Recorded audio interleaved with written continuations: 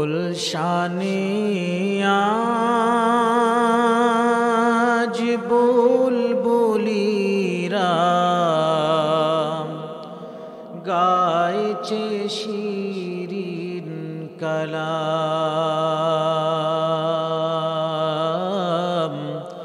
তামাম জাহান নবীর তরে জানাই লাখো সালাম,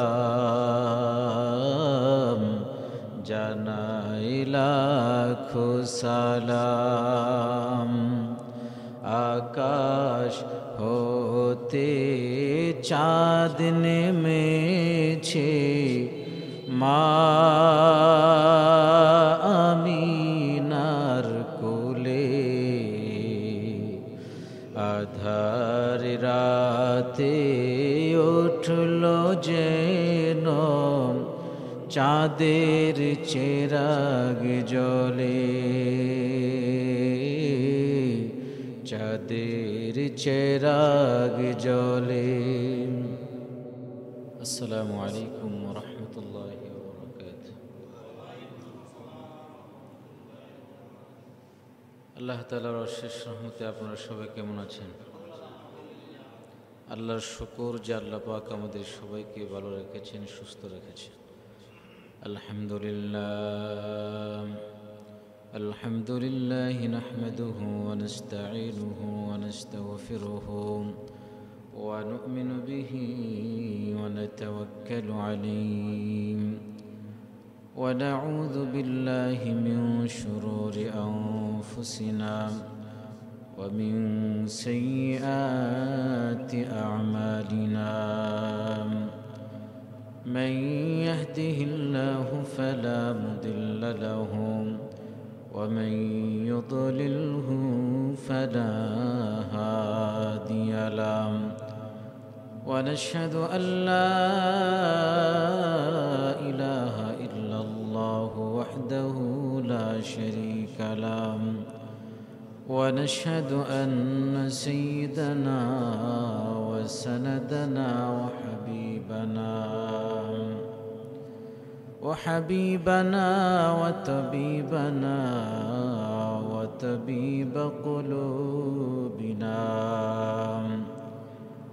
وطبيب قلوبنا ومولانا محمدا عبده ورسوله. أما بعد فأعوذ بالله من الشيطان الرجيم. بسم الله الرحمن الرحيم.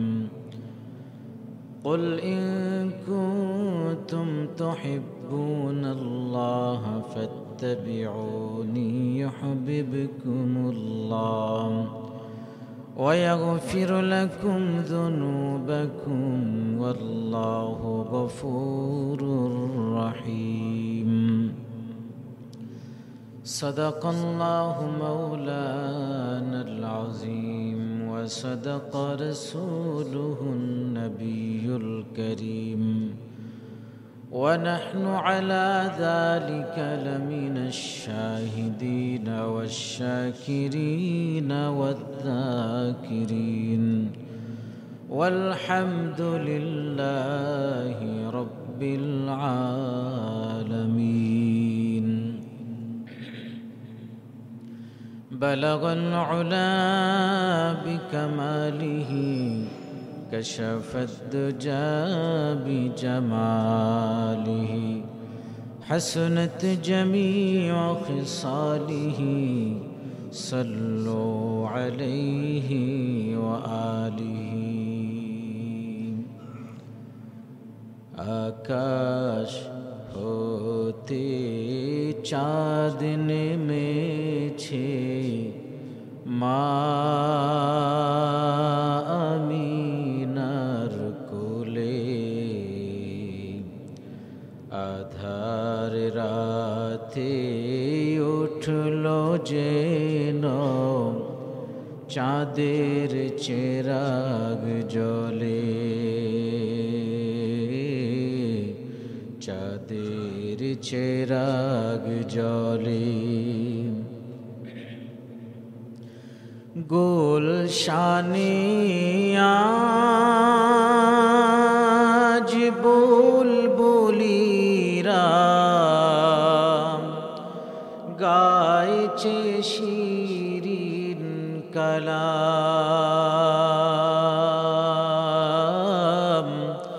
তামাম জাহান নবীর তরে জানাই লাখো সালাম, জানাই লাখো সালাম। আকাশ হতে চাঁদ নেমেছে, মা আমিনার কোলে। আধার রাতে উঠল যেন চাঁদের চেরাগ জলে, চাঁদের চেরাগ জলে। হাসিন হুশার দিক রাগী বিরান বাগির ফুল ফুটিয়ে জীবন খিয়া ঝিলমিলিয়ে মন ভরিয়ে তুলে, মন ভরিয়ে তুলে। আকাশ হতে চাঁদ নেমেছে, মা আমিনার কোলে। আধার রাতে উঠল যেন চাঁদের চেরাগ জলে, চাঁদের চেরাগ জলে, চাঁদের চেরাগ জলে, চাঁদের চেরাগ জলে। অবস্থিত মুহতারাম মুআজ্জাজ হযরতে মুসল্লিয়ান কিরাম,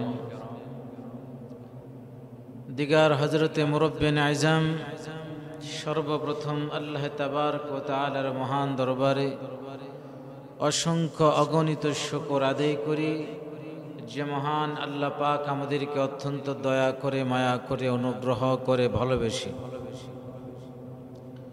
প্রতি জুমার নেই এই জুমাও পবিত্র রবিউল আউয়াল মাসের প্রথম জুমায় মসজিদে আসার তৌফিক দান করেছেন, আসতে পেরেছি।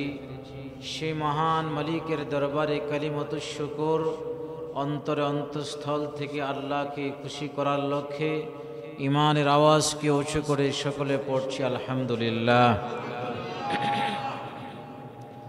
পবিত্র রবিউল আউয়ালের এই চাঁদেই আপনার আমার নবী, বিশ্ব নবী, মহানবী রাসূল করিম সাল্লাল্লাহু আলাইহি ওয়াসাল্লাম এই ধরাতলে আগমন করেছিলেন এবং এই রবিউল আউয়ালের চাঁদেই বিশ্বনবী সাল্লাল্লাহু আলাইহি ওয়াসাল্লাম এই দরা থেকে ওফাত নিয়েছিলেন, ইন্তেকাল করেছিলেন।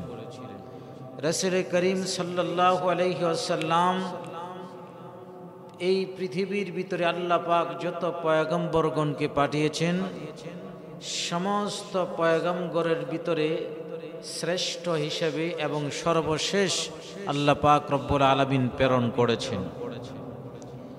রাসূল করিম সাল্লাল্লাহু আলাইহি ওয়াসাল্লামের 63 বছরের জিন্দেগি, 40 বছরে তিনি নবুয়ত প্রাপ্ত হন।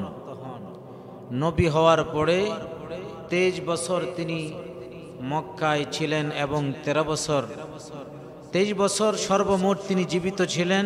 13 বছর ছিলেন মক্কাতুল মুকাররমায় আর 10 বছর ছিলেন মদিনাতুল মুনাওয়ারায়। নবুয়ত পাওয়ার পরে এই 23 বছর তিনি এই পৃথিবীর বুকে জীবিত ছিলেন এবং মানুষদেরকে নবুয়তের দাওয়াত প্রদান করে থাকেন। বিশ্বনবী সাল্লাল্লাহু আলাইহি ওয়াসাল্লামের জন্মগ্রহণ করাটা গোটা পৃথিবীর জন্য রহমত। বিশ্বনবী সাল্লাল্লাহু আলাইহি ওয়াসাল্লামের জন্মগ্রহণ করাটা এই পৃথিবীর জন্য একটি নতুন সূর্যোদয়। নবীজি সাল্লাল্লাহু আলাইহি ওয়াসাল্লাম এই পৃথিবীতে জন্মগ্রহণ করা এই পৃথিবীর বুকে নতুন ভোরের আগমন। রাসূল করিম সাল্লাল্লাহু আলাইহি ওয়াসাল্লামের পুরোটা জীবন আমাদের জন্য আদর্শ, আমাদের জন্য মডেল। তো রাসূল করিম সাল্লাল্লাহু আলাইহি ওয়াসাল্লামের সিরাতকে, জীবনকে আমরা দুই ভাগে বিভক্ত করে আলোচনা করব। এক ভাগ হলো মিলাদুন নবী, রাসূলের জন্মের দিন, আর এক ভাগ হলো সিরাতুন নবী, রাসূল করিম সাল্লাল্লাহু আলাইহি ওয়াসাল্লামের জীবন চরিত। এই দুইটা স্তর আমরা আলোচনা করব রাসূলের জীবন থেকে। রাসূল করিম সাল্লাল্লাহু আলাইহি ওয়াসাল্লাম দুইটা উৎস আমাদের জন্য রেখে গেছেন, কোরআন এবং সুন্নাহ। আমরা যে আলোচনাগুলোই করি না কেন, মৌলিক এই দুইটা বিষয়কে লক্ষ্য করেই আমরা আলোচনা করব। কোরআন এবং হাদিসের বাইরে রাসূলের কোনো সিরাত হতে পারে না। কোরআন এবং হাদিসের বাইরে রাসূলের কোনো মিলাদ হতে পারে না। তাহলে আমরা কোরআন এবং হাদিস এই দুইটা বিষয়কে সামনে রেখেই রাসূলের জীবন থেকে আমরা আলোচনা শুনব। আল্লাহ এবং তার রাসূলের অনুসরণ করার কথা আল্লাহ পাক রব্বুল আলামিন পবিত্র কোরআনে কারীমের বিভিন্ন আয়াত ইরশাদ করেন। সূরাতুল আল ইমরানের 31 নম্বর আয়াতে আল্লাহ পাক রব্বুল আলামিন বলেন, কুল ইন কুনতুম তুহিব্বুনাল্লাহ ফাত্তাবিউনি ইউহিব্বুকুমুল্লাহ ওয়া ইয়াগফির লাকুম যুনুবাকুম ওয়াল্লাহু গফুরুর রহিম।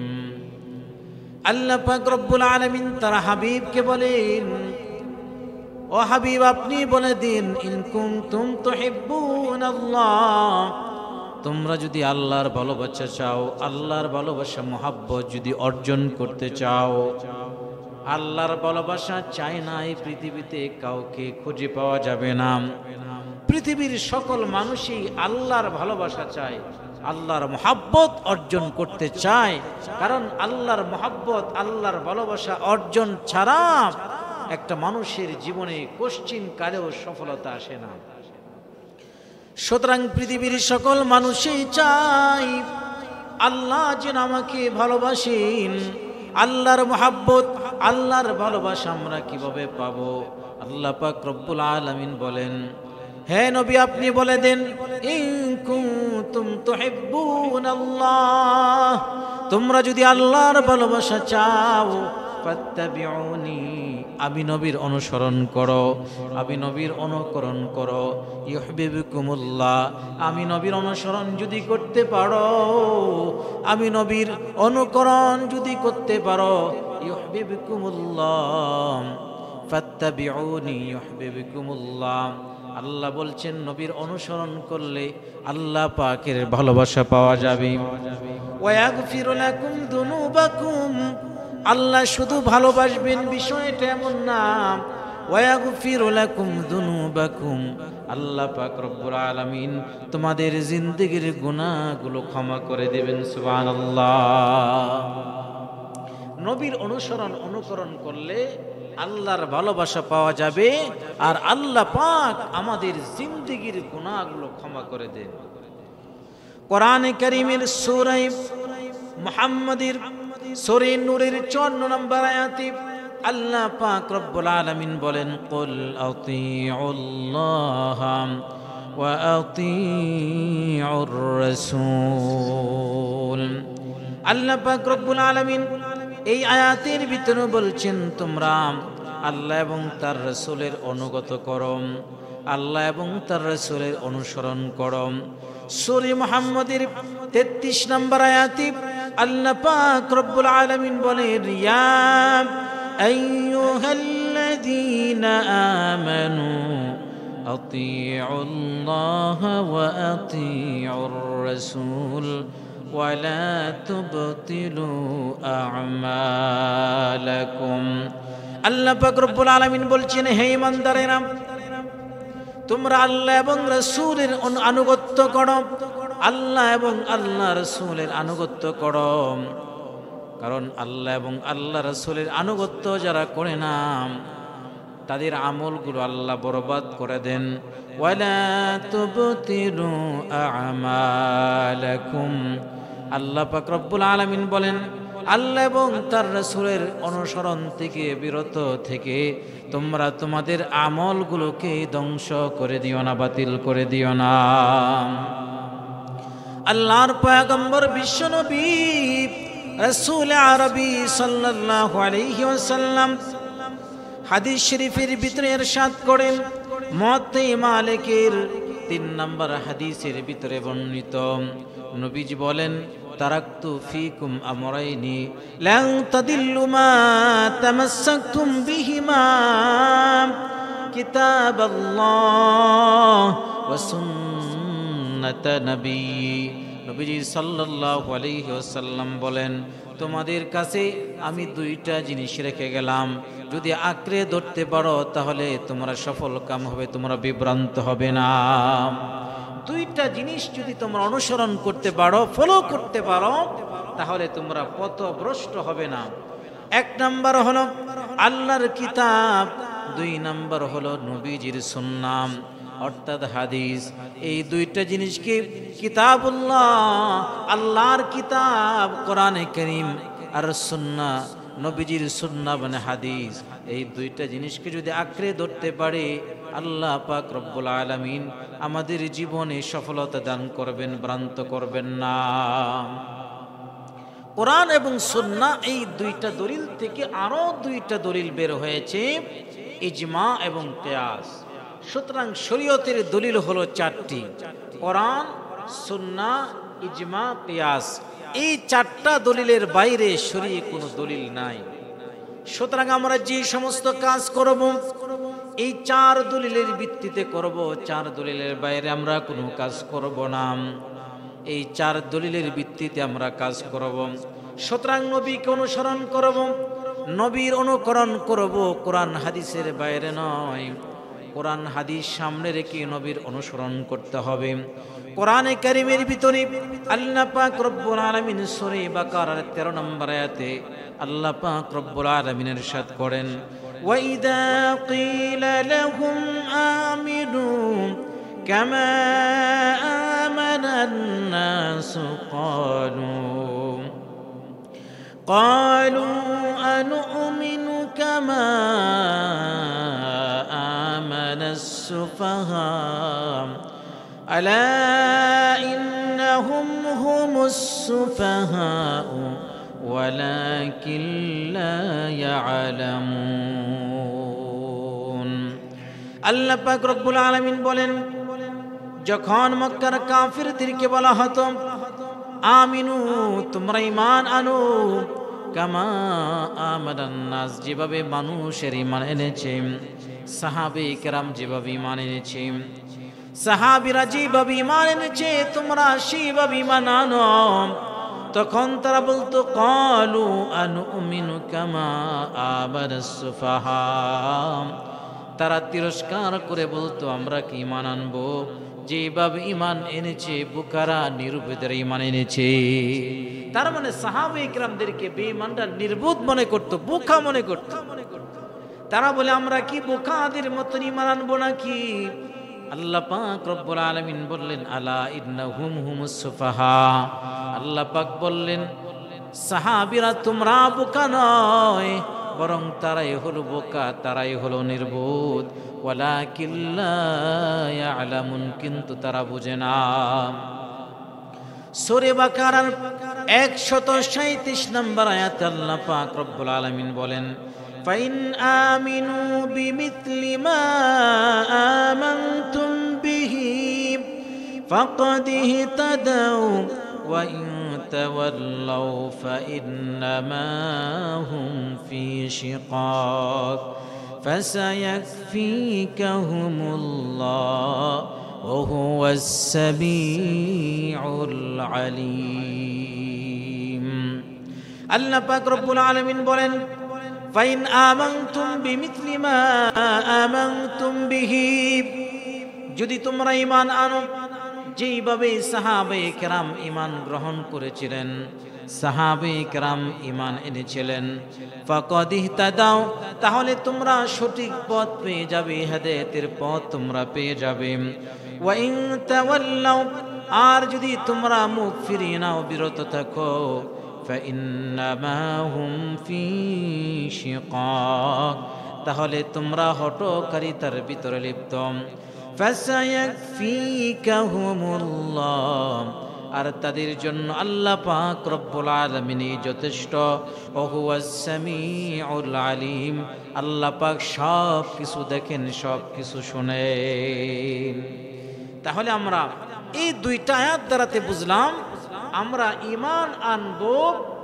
সাহাবী কেরাম যেভাবে ঈমান এনেছেন আমরা নবীজিকে অনুসরণ করব কিভাবে সাহাবী কেরাম যেভাবে অনুসরণ করেছেন তাহলে নবীর অনুসরণ আর অনুকরণের মডেল হলেন সাহাবী কেরাম আবু দাউদ শরীফের বর্ণনা 4607 নম্বর হাদিসের বর্ণনা নবীজি বলেন মাইয়াইশ মিনকুম বাদি ফাসায়ারা ইখতিলাফান কাসীরা নবীজি বলেন আমি চিরকাল এই দুনিয়াতে থাকব না আমি যখন দুনিয়া থেকে বিদায় নিয়ে চলে যাব তখন সমাজের লোকেরা বিভিন্ন ভাগে বিভক্ত হয়ে যাবে বিভিন্ন মানুষেরা বিভিন্ন মতাদর্শ পেশ করবে এক একজনের মত এক এক রকম হবে এক একজনের মত এক এক ধরনের হবে বিভিন্ন মতভেদ সমাজের ভিতরে চালু হয়ে যাবে সেই অবস্থায় তোমাদের করণীয় কি সেই অবস্থায় তোমরা কি করবা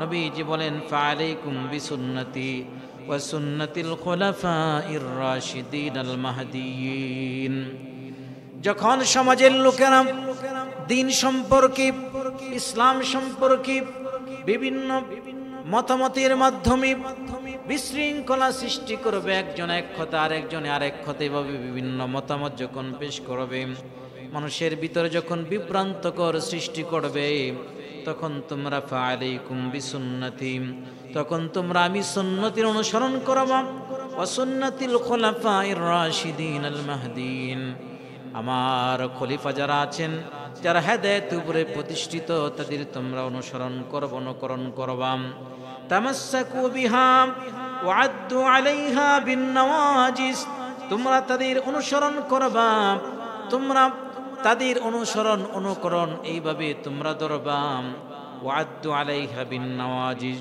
তোমরা জীবনের যত শক্তি আছে সমস্ত শক্তি দিয়া তোমরা সেই আদর্শকে তোমরা আঁকড়ে ধরবা নবীজির আদর্শকে তোমরা আঁকড়ে ধরবা নবীজির আদর্শ থেকে তোমরা বিচ্ছিন্ন হয়ে যেও না তিরমিজি শরীফের বর্ণনা 2641 নম্বর হাদিসের বর্ণনা আল্লাহর পয়গম্বর বিশ্বনবী সাল্লাল্লাহু আলাইহি ওয়াসাল্লাম বলেন ওয়া ইন্না বনি ইসরাঈল তাফাররাকাত আলা 72 মিল্লাতান বনি ইসরাঈলরা 72টা দলে বিভক্ত ছিল 72 দলে তারা বিভক্ত হয়ে গিয়েছিল ওয়া তাফতারিকু উম্মতি আলা 73 মিল্লাতান আর আমার উম্মতেরা 73 দলে বিভক্ত হয়ে যাবে বনি ইসরাঈলরা 72 দলে বিভক্ত ছিল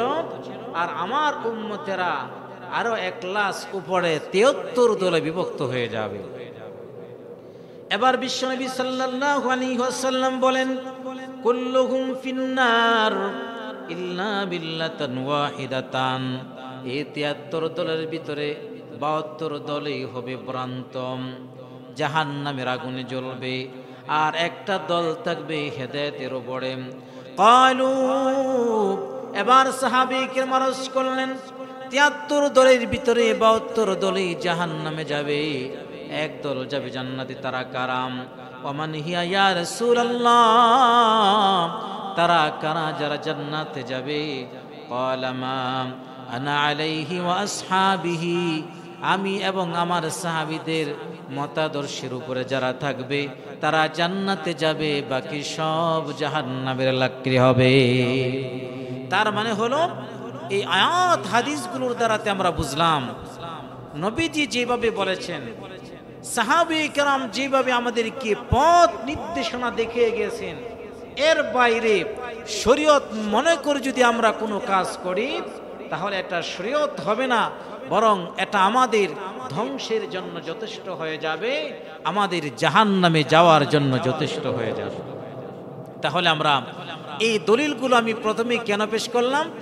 কারণ এখন যে কথাগুলো বলবো এই কথাগুলো পূর্বের দলিল অনুযায়ী যদি 4 দলিলের ভিতর যদি পাওয়া যায় তাহলে এই কথাগুলো আমরা মানব, আর 4 দলিলের ভিতর যদি পাওয়া না যায় তাহলে এগুলো আমাদের জন্য অনুসরণীয় অনুকরণীয় হবে না।